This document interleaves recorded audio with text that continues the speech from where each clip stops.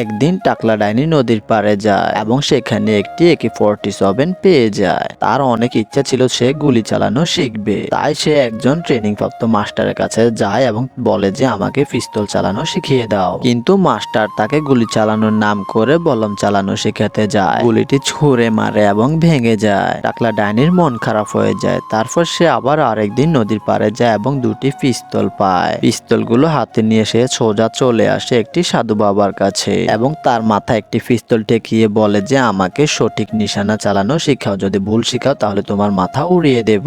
এ কথা শুনে সাধু বাবা তাকে সঠিক নিশানা চালানো শিখিয়ে দেয়। ডাইনিটি খুশি হয়ে যায় এবং ম্যাজিক গুলি করে তাকে একটি নতুন ঘর বানিয়ে দেয়। তুমিও চাইলে এরকম একটি ম্যাজিক করতে পারবে। ম্যাজিকটি করার জন্য তোমাকে প্রথমে লাইক দিতে হবে, এরপর চ্যানেলটি সাবস্ক্রাইব করতে হবে, তারপর রিমিক্সে ক্লিক করে ইউজ দিস সাউন্ডের উপর 3 সেকেন্ড ক্লিক করে ধরে রাখতে হবে। এরপর এরকম একটা ম্যাজিক হয়ে যাবে।